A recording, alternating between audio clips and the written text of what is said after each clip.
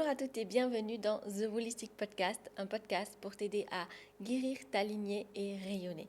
Et aujourd'hui, on va parler du SOPK et notamment tout ce qu'on ne te dit pas au sujet du SOPK, avec bien sûr les solutions. Alors pourquoi ce sujet aujourd'hui? J'ai de plus en plus de personnes en consultation gratuite ou même en accompagnement qui souffrent du SOPK et je vois qu'ils n'ont pas beaucoup d'informations sur le SOPK. Leur gynécologue leur a dit « Oh mais non, c'est juste un dérèglement hormonal, il suffit de prendre la pilule pour équilibrer les hormones. » Sacrilège. Donc non. Le SOPK, je m'y suis beaucoup intéressée parce que je suis moi-même atteinte du SOPK, même si aujourd'hui je n'ai plus de symptômes. Mais je souffrais d'aménorrhée pendant 5 ans, je n'ai pas eu mes règles. D'alopécie, j'avais littéralement des trous dans la tête.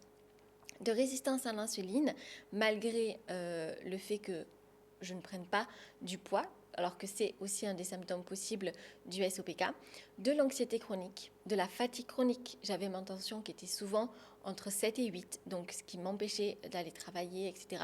C'était très handicapant dans mon quotidien. Et beaucoup d'acné. J'étais littéralement défigurée par l'acné. J'avais des cratères sur le visage jusqu'à mes 30 ans.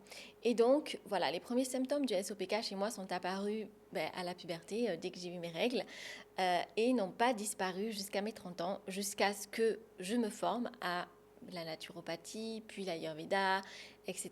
Mais c'est surtout en fait l'Ayurveda et la compréhension de l'énergétique. Donc je me suis aussi formée en chakra healing et en d'autres pratiques énergétiques qui m'ont permis en fait d'identifier la cause de mon SOPK et en 2 mois de traiter mon SOPK, de voir tous les symptômes disparaître. En 2 mois, mes règles sont revenues, mon acné a disparu. Bon, après, il a fallu un petit peu plus de temps pour que les cicatrices disparaissent naturellement. Mes cheveux ont commencé à repousser et du moins ont arrêté de tomber, donc c'était déjà une victoire dès le début. Et ma résistance à l'insuline a disparu. Sans parler du fait, bien sûr, que j'ai retrouvé également de l'énergie. Et donc le SOPK n'est pas un sujet à prendre à la légère. Il touche une femme sur 7. Beaucoup plus de personnes donc ont le SOPK malheureusement que l'endométriose. Même si on parle déjà beaucoup de l'endométriose, on ne parle que très peu du SOPK. Et donc dans cet épisode, on va vraiment parler du SOPK et de sa dimension certes médicale, mais aussi de sa dimension spirituelle, énergétique. Et comment y remédier, comment se débarrasser des symptômes qui peuvent être handicapants au quotidien et tout ceci naturellement bien sûr. Le SOPK touche une femme sur 7 et c'est la première cause d'infertilité ovulatoire dans le monde. Comment savoir si on a le SOPK?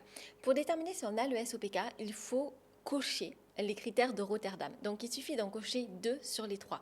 Le premier critère de Rotterdam, ça va être l'hyperandrogénie. Donc tout ce qui va être acné, alopécie. Hirsutisme, c'est-à-dire un petit peu de poils au niveau du menton, voilà, et de l'alopécie, ou en tout cas perte de cheveux. Le deuxième critère, ça va être les troubles ovulatoires, soit des cycles longs, soit des cycles absents, soit des cycles irréguliers. Et le troisième, ça va être des follicules visibles dans les ovaires lors d'une échographie. Donc on appelle le syndrome des ovaires polykystiques, SOPK, syndrome des ovaires polykystiques, mais ce ne sont pas des kystes que les femmes ont dans les ovaires, mais ce sont des follicules qui ne sont pas arrivés à maturité et qui donc vont s'accumuler dans les ovaires. Donc à titre d'exemple, moi j'avais une vingtaine de follicules par ovaire. Et il y a 4 types de SOPK. Le SOPK classique, qui se caractérise par de l'hyperandrogénie, des cycles irréguliers et des ovaires polykystiques, c'est-à-dire avec follicules. Il y a ensuite le SOPK ovulatoire, qui se caractérise également par de l'hyperandrogénie, des ovaires polykystiques, mais des cycles normaux. Le SOPK non hyperandrogénique, qui se caractérise donc par des cycles irréguliers, des follicules dans les ovaires, mais pas d'hyperandrogénie, donc pas d'acné, pas d'hirsutisme, pas de chute de cheveux. Et le SOPK symptomatique, c'est-à-dire métabolique, où là, c'est la résistance à l'insuline qui va dominer. Donc ces types de SOPK permettent en tout cas de mettre une chose qui est importante en évidence, c'est que quand on ne traite pas la bonne cause du SOPK, on n'a pas de résultat. Moi par exemple, j'étais déjà formée en naturopathie quand j'ai découvert l'Ayurveda. J'ai toujours une alimentation saine, mais là je faisais plus attention avec la naturopathie à mes hormones. Et malgré tout, je n'avais pas réguler mon SOPK. C'est l'Ayurveda qui m'a permis, et l'énergétique, qui m'ont permis d'identifier la cause de mon SOPK et du coup d'y remédier de façon rapide et pérenne, parce que c'était il y a quelques années maintenant.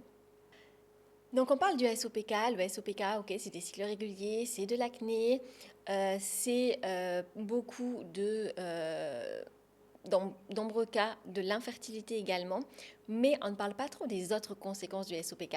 Et c'est la raison pour laquelle quand un gynécologue, par exemple, dit, et ça m'est arrivé, que justement un gynécologue me disait « Ah ben t'as le SOPK, donc il faut prendre la pilule », ok, mais en fait, ça ne règle absolument aucun problème et ça ne risque pas de régler en fait les autres pathologies que l'on risque de développer avec le SOPK.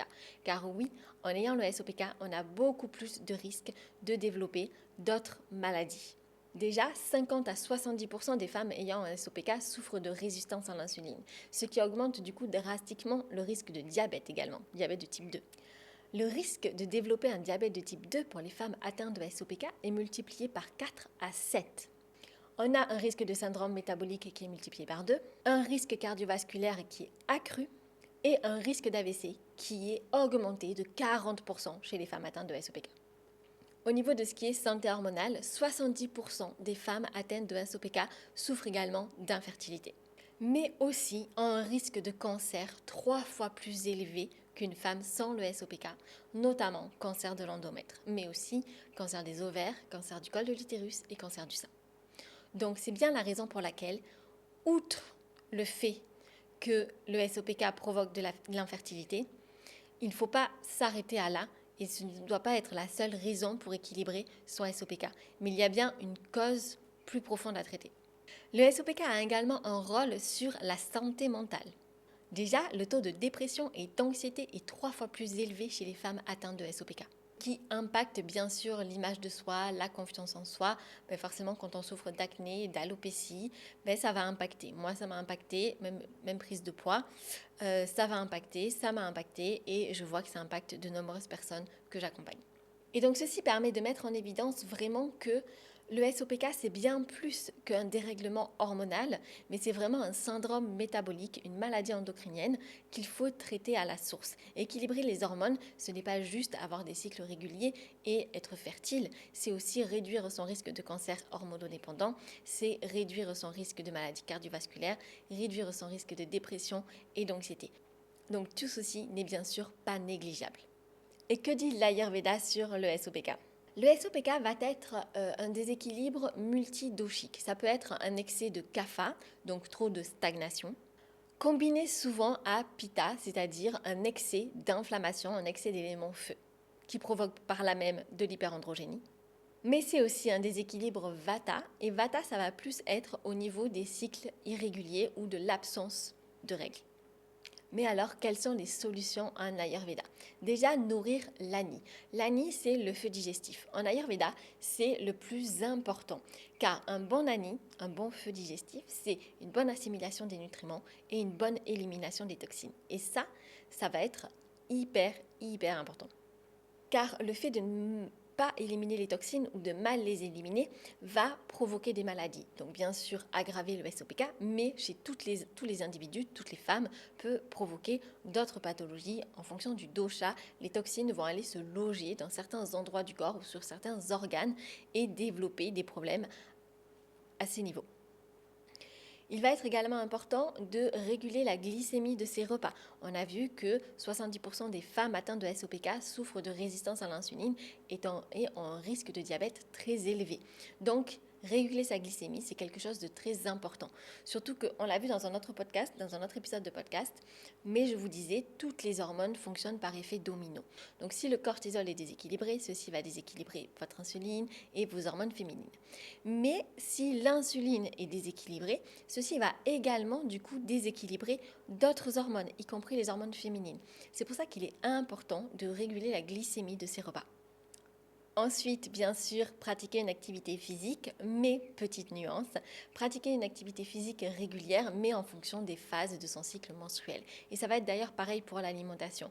Manger et bouger en fonction de votre cycle menstruel, c'est hyper important. Par exemple, en phase lutéale, le corps de la femme est moins résistant au stress. Donc, il va produire plus de cortisol de base. Mais si en plus de ça, vous faites des activités qui sont trop intenses, ce qui va être par exemple running, hit, box, cycling, etc., votre taux de cortisol va commencer à monter, mais dans une phase de votre cycle où votre corps n'est pas résilient au stress. Et donc ceci risque de déséquilibrer vos cycles et donc vos hormones.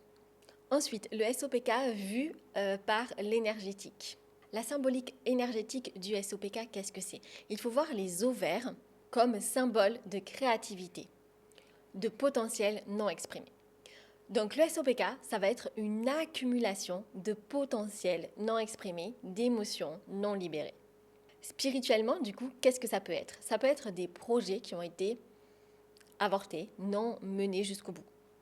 Une créativité qui est refoulée, ou même une difficulté à incarner pleinement sa créativité. Car le SOPK, en termes de chakra, ça va être un déséquilibre du chakra sacré. Le chakra sacré, on l'a vu dans un précédent épisode, mais c'est le siège des émotions, de la féminité, de la créativité et de la sexualité. Lorsqu'on a un déséquilibre à ce niveau-là, ça veut dire qu'on a une stagnation d'énergie à ce niveau-là et donc un blocage énergétique. Et ça, c'est hyper important à comprendre. Le fait que vous avez beau bien manger, adapter vos routines, adapter votre activité physique à votre cycle menstruel, essayez d'équilibrer vos doshas. Si vous avez un blocage énergétique au niveau du chakra sacré, vous avez beau faire tout ça, tant que vous n'avez pas débloqué votre chakra, enlever ce blocage énergétique, vous n'aurez pas de résultat.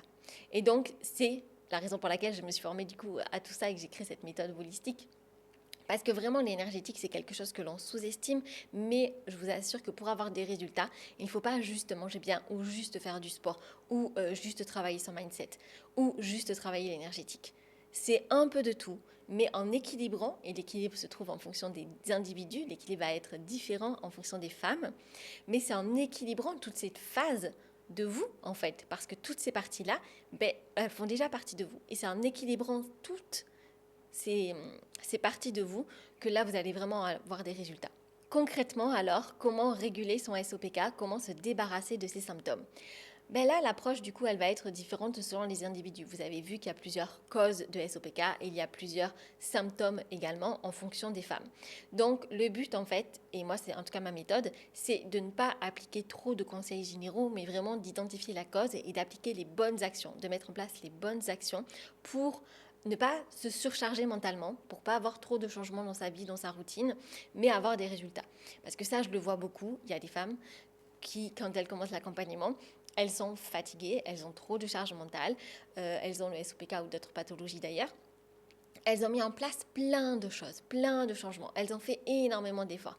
Elles contrôlent énormément de choses dans leur vie, dans leur routine, dans leur alimentation, et pour autant, elles ne voient pas de résultats.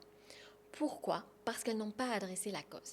Plus vous allez mettre en place de changements dans votre quotidien, plus ceci va aggraver votre charge mentale et aggraver votre stress. Et donc, entretenir votre SOPK ou votre autre pathologie inflammatoire.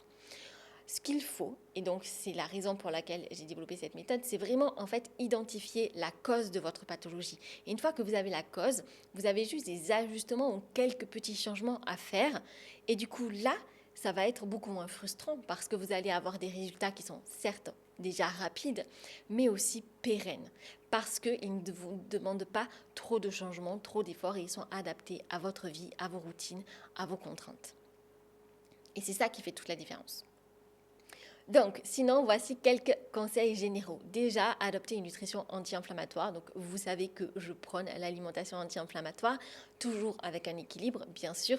Le but, c'est d'avoir un équilibre entre santé et plaisir. Ne pas créer de frustration, parce que la frustration crée aussi du stress et donc va aggraver l'inflammation et donc potentiellement le SOPK. C'est clairement pas le but, bien au contraire. Donc, on adapte son alimentation en étant le plus anti-inflammatoire possible, tout en gardant du plaisir dans l'alimentation et en trouvant son équilibre. Avoir bien sûr un sommeil réparateur. Le sommeil permet de réguler les hormones, d'équilibrer l'insuline, d'équilibrer le cortisol et d'autres hormones de satiété par exemple. Pratiquer une activité régulière et douce adaptée à votre cycle menstruel. Vous pouvez faire des activités plus intenses lorsque vos hormones sont équilibrées et en phase folliculaire par exemple. Mais tout ce qui est ovulation, phase lutéale, on commence à ralentir, on commence à adapter sa pratique et à pratiquer des activités telles que le yoga ou le pilate. Travailler sur ses émotions et sur son énergétique. Je veux dire par là, on est dans une société très young où on n'a pas vraiment appris à gérer nos émotions, à exprimer nos émotions, à ressentir nos émotions. Et donc, quand on ne fait pas ça, quand on ne sait pas gérer ses émotions, on les enfouit. Et on les enfouit au niveau du chakra sacré. Et donc, ça va créer un déséquilibre énergétique. Donc, travaillez là-dessus. Si vous avez des traumas, ils sont stockés dans votre chakra sacré. Mais aussi des petites choses du quotidien qui vous stressent si vous ne les exprimez pas. Si, en tant que femme, vous avez du mal à poser vos limites, à dire non, que vous tolérez beaucoup trop de choses, voilà, ça va créer un déséquilibre et bloquer votre chakra sacré. Et donc, si vous ne faites pas ce travail-là aussi, vous n'allez pas avoir de résultats. Et donc, tout le reste, tous les efforts que vous faites, ça va vous causer de la frustration parce qu'ils ne vont pas avoir autant de bienfaits que ce que vous auriez imaginé. Et ensuite, il y a bien sûr un travail spirituel à faire. Alors là, je parle de ma propre expérience. J'ai eu énormément de problèmes de santé entre insuffisance rénale, SOPK, inflammation chronique. Voilà, bref, et autre chose, mes lésions au col de l'utérus, etc. Et ce n'est pas évident sur le moment, je ne dis pas le contraire, mais il faut voir ces pathologies comme des signes de votre corps. Votre corps, en fait, il n'est pas contre vous. Et ça, il faut vraiment arriver à faire la paix avec votre corps. Le corps, il n'est pas contre vous, il agit avec vous. Et en fait, via ces signaux, voire même ces pathologies, il vous dit juste que quelque chose ne va pas et de faire attention. Et il essaie de vous protéger parce que ces signaux vont s'aggraver si vous ne traitez pas la cause. Et donc, plutôt que être contre son corps, dans une relation de combat, mon corps m'empêche de faire ci ou mon corps m'empêche de faire ça, dire ok, j'accepte, j'ai cette maladie, le SOPK ou une autre, je l'accepte et je comprends le message que cette maladie m'apporte et ce que m'apporte en fait cette maladie. Parce que moi qui ai eu beaucoup de problèmes de santé, mes problèmes de santé m'ont apporté énormément. Ça m'a appris à gérer mes émotions, ça m'a appris à prendre soin de moi, ça m'a appris à me rendre compte que la vie que j'avais avant, donc je travaillais en finance, n'était pas satisfaisante, ne m'épanouissait pas. Et ça, c'est quelque chose qui est très difficile à accepter quand on a travaillé toute sa vie pour quelque chose et qu'après plus de 10 ans, on se rend compte que, en fait, on a travaillé un peu dans le vent puisqu'au final, ça ne nous convient pas, on s'est juste trompé de direction. Voilà, et ça m'a permis de changer totalement de vie, de me reconvertir, de déménager à Bali. Ça m'a apporté énormément de choses. Et vous aussi, ça vous apporte des choses. Il faut juste, en fait, réussir à sortir de ce schéma de pensée négatif. Donc là, je vous invite à écouter l'épisode de podcast sur l'effet Ebb pour savoir comment on fait. Mais sortir de ce schéma de pensée négatif et voir plutôt qu'est-ce que ça vous apporte. Ça ne veut pas dire accepter la situation telle qu'elle est, capituler et de rien faire pour aller mieux. Ça veut dire, ok, j'accepte la situation telle qu'elle est, je vis les émotions que cette situation me provoque, que ce soit de la frustration, de la colère, de la jalousie envers les personnes qui ont potentiellement pas ces problèmes de santé. Et ensuite, je me pose et je me dis, ok, cette situation, donc, est-ce qu'elle me convient, est-ce qu'elle ne me convient pas aujourd'hui? Et si elle ne me convient pas, quelles sont les actions que je peux mener pour en sortir, pour guérir, pour ne plus avoir de symptômes de SOPK, pour retrouver ma fertilité, pour tomber enceinte? Quelles sont les actions que je vais mettre en place? Du coup, s'il y a bien une chose à retenir de cet épisode, c'est que le SOPK, ce n'est pas juste un dérèglement hormonal, c'est un syndrome métabolique multifactoriel qui touche la santé physique, émotionnelle et spirituelle de la femme. Et le SOPK, c'est aussi une invitation à écouter ton corps, à ralentir, à réinventer ton hygiène de vie, à renouer avec ta créativité et ton féminin profond. Je suis la preuve vivante que l'on peut vivre avec le SOPK sans aucun symptôme et qu'on peut dépasser cette pathologie et trouver un mode de vie beaucoup plus aligné. Et si tu es en train d'écouter cet épisode, c'est d'ailleurs que toi aussi, tu as déjà commencé à écrire un nouveau chapitre. Donc voilà, j'espère que cet épisode t'a plu. N'hésite pas à le noter, le partager ou poser tes questions en commentaire. Et si tu souhaites aller plus loin, je t'invite à cliquer sur le lien en description pour réserver ta consultation gratuite personnalisée qui dure uniquement 10 minutes.